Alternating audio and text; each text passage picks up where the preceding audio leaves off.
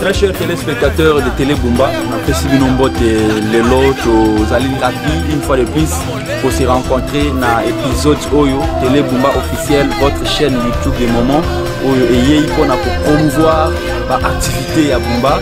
Nous voulons parler aujourd'hui sur la thématique qui a trait à l'élevage et on va se border sur la porcherie, élevage et à Bangoulou. Merci de liker la vidéo, merci de la commenter, merci de la partager et surtout n'oubliez pas de vous abonner toujours sur votre chaîne Télé Bumba officielle. Toye le loto raconter éleveur moko na mboka na biso Bumba.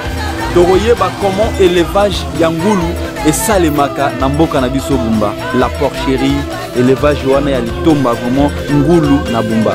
Toye to mona ndeko Crispin auto ko so na une épisode ya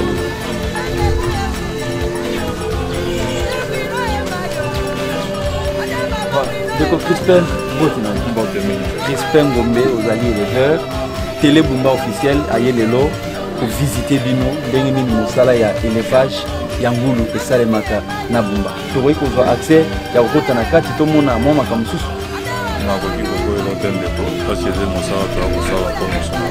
Voilà. Merci.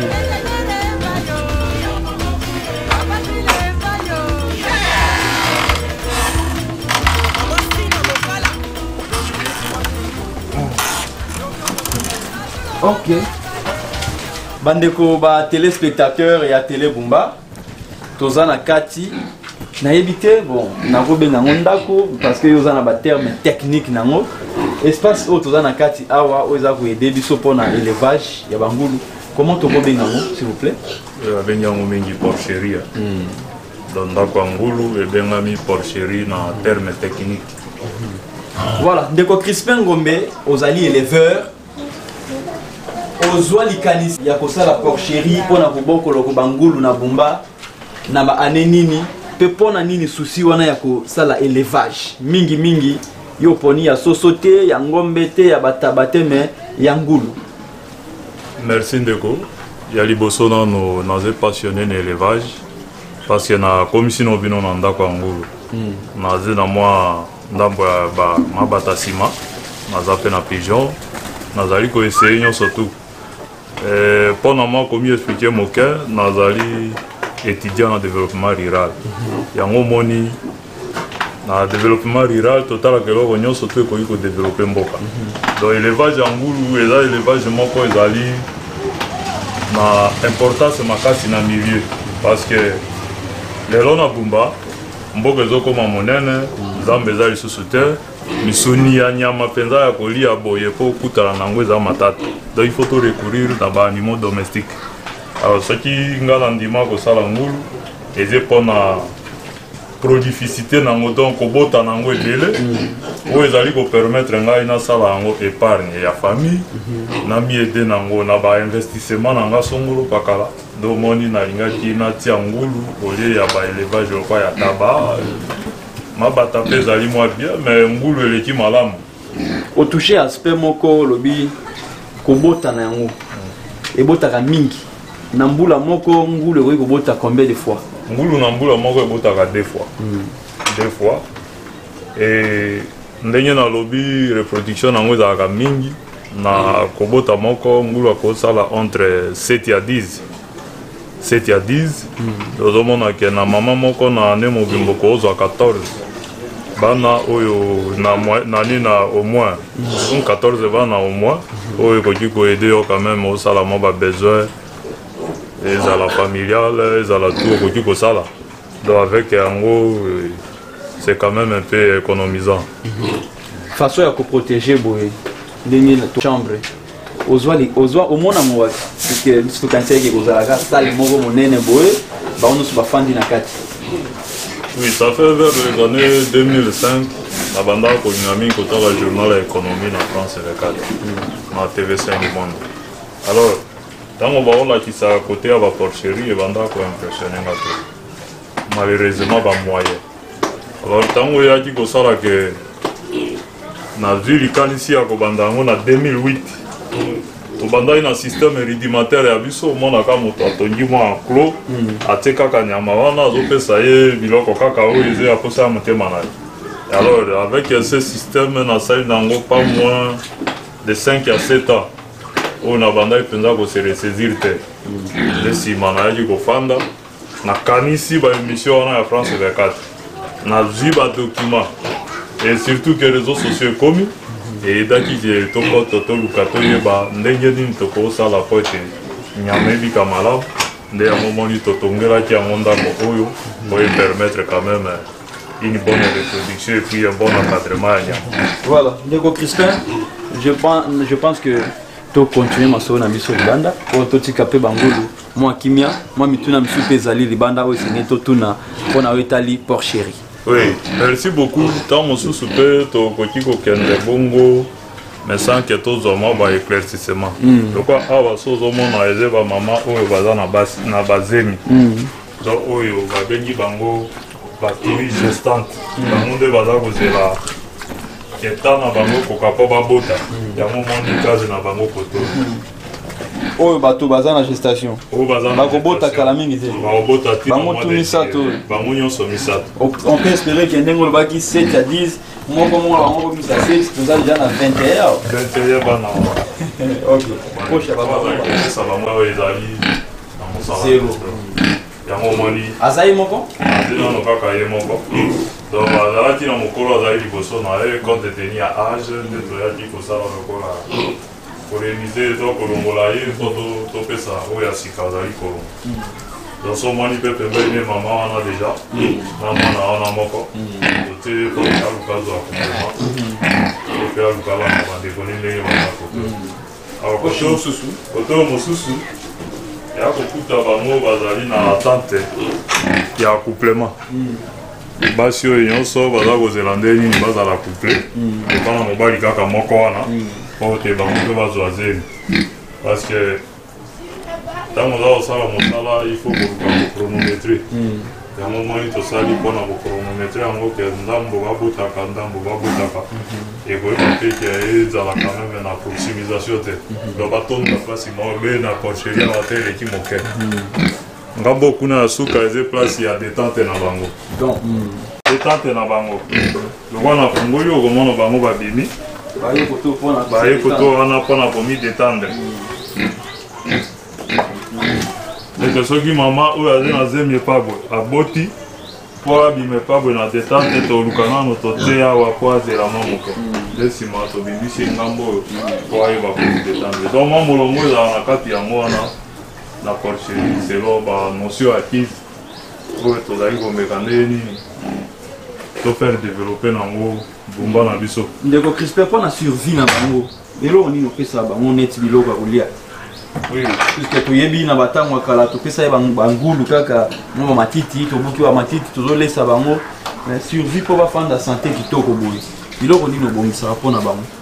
Alimentation yango ezodépendre na milieu il y a de ce milieu oyo alimentation eza te omoni mpe baindustrie ya fabrication alimentaire ya banyama ezali mais biso compte tenu na milieu là où céréales ezali mwa mingi tozala kolesa bango mingi bacéréale epuis na basoya bacéréale wana mingi omona lokwa na banini wana totie bason de riz toza mpe na tourteau palmiste oyo tozala na 60 km awa na compagnie ya Feronia en même temps batubercule ezali donc mwa diversité ya biloko ezali oyo esengi kolesa bango yango nde omoni mpe baza wana donc ça dépend ya milieu mais pa na biso maïs, son de riz, tourteau palmiste, tout tozomeka po tosala et surtout que kolia na bango po tengulu azala en bonne santé il faut liaka na bamoma oyo ezali bien requis donc entre 7h et puis 16h apokwa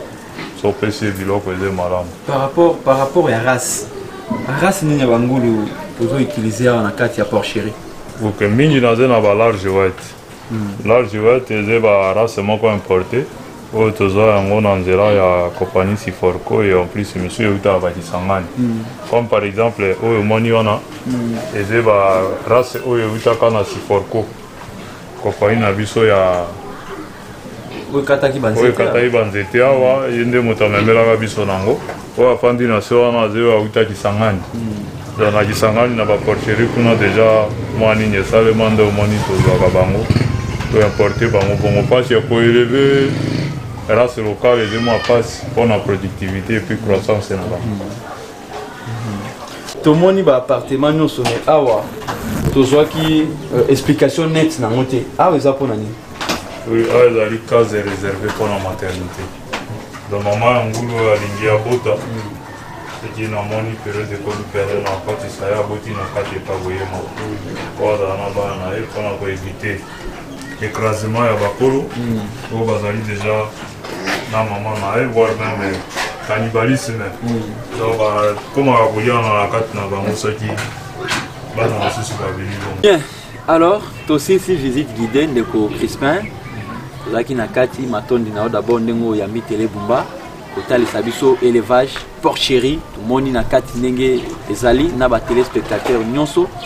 Alors au cas d'épidémie mpo eyaka koravager kosaccager koboma bangulu au cas de maladie osalaka ndenge nini mpona komaintenir que porcherie ezala toujours na bangulu na kati?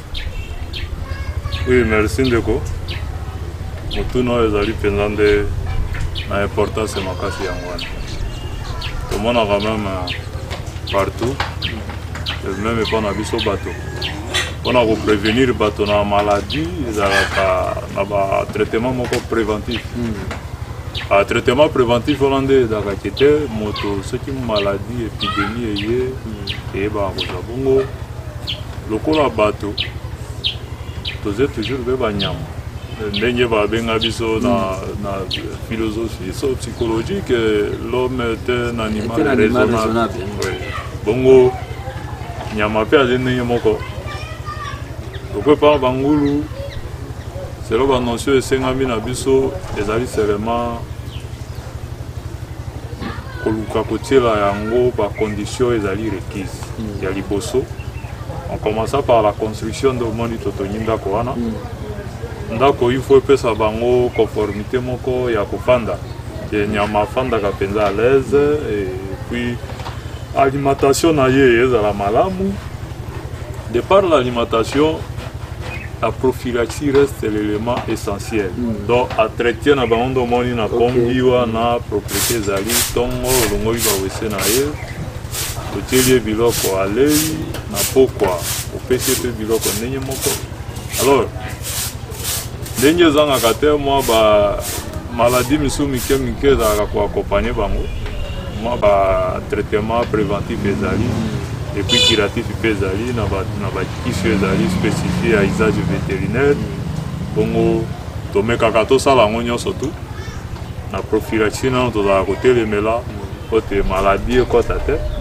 Désinfectation salemaka kosukola ndako comme par semaine osukolaka yango 2 fois et puis batraitement wana préventif ezangaka te mpona koprotege bango contre la maladie nyonso tu ekoki koya ezala épidémique ou bien ezala. Voilà, par rapport namoni salle de bain te bangulu balinga mai mingi namona kanisa ke okosala mpe sale moko ke mwa mai mpenza bayeba kwei na kati namoni kaka place ya komela place ya kolia comment basalaka mpo bazala mpe à l'aise na nzoto na bango?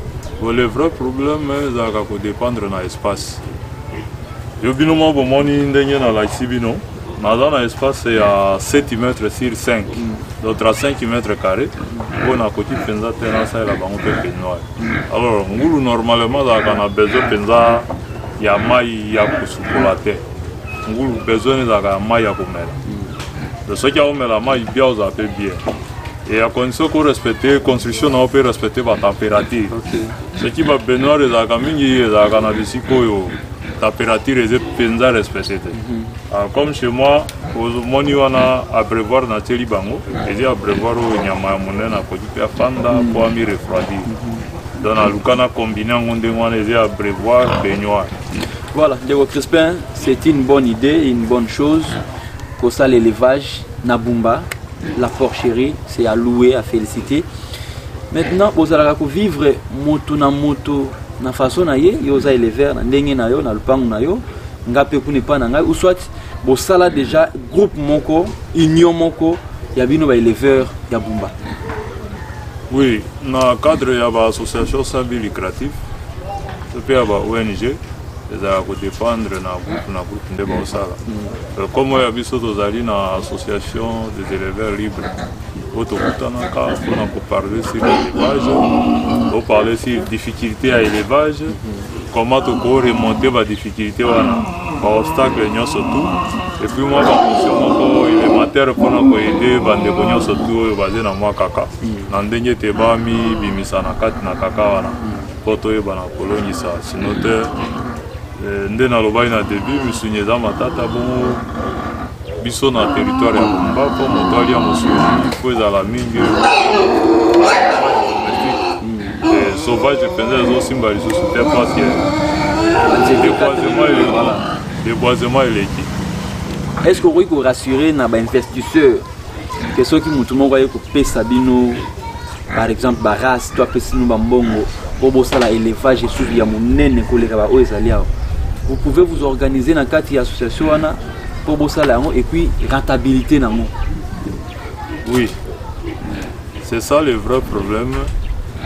Oui, on peut tolober en tête depuis le début. Parce que pour chérir au monde personnel, dans le but de l'association des éleveurs indépendants. Donc, nous travaillons dans le selon les comme chez moi, dans l'élevage naisseur et engraisseur. Donc, on a des cabanes à Mickey, on fait des calis à Mikolo, qui basé engraissé, on a des qui bang.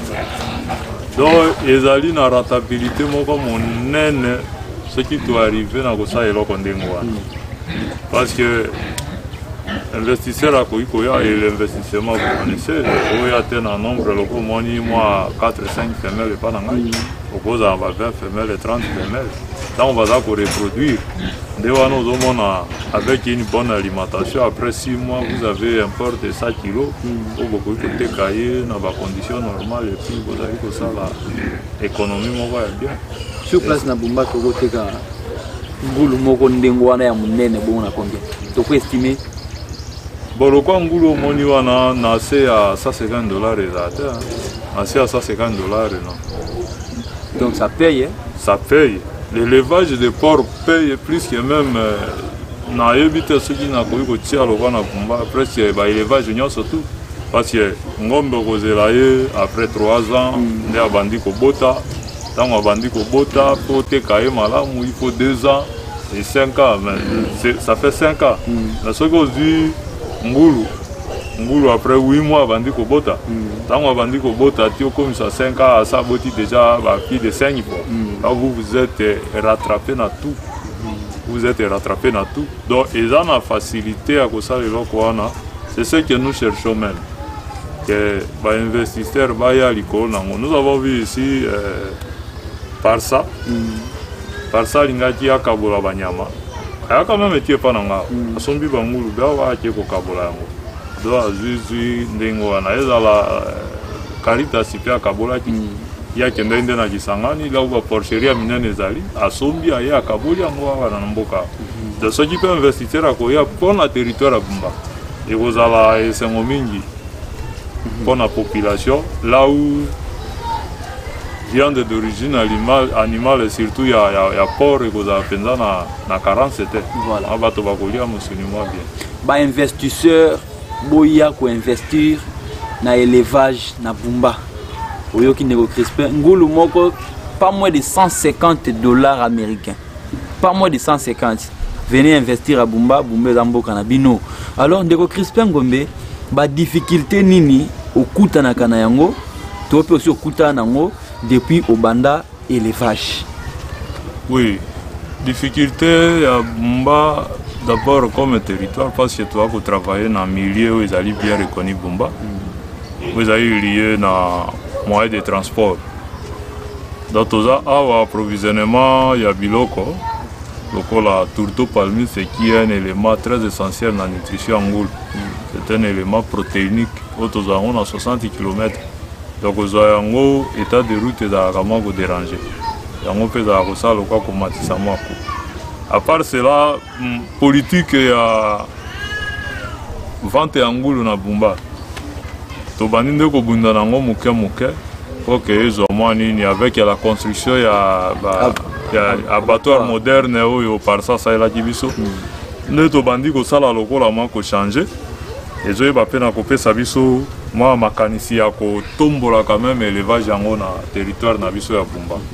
À part yango approvisionnement ya produits ya usage vétérinaire, c'est là où il y a aussi un sérieux problème.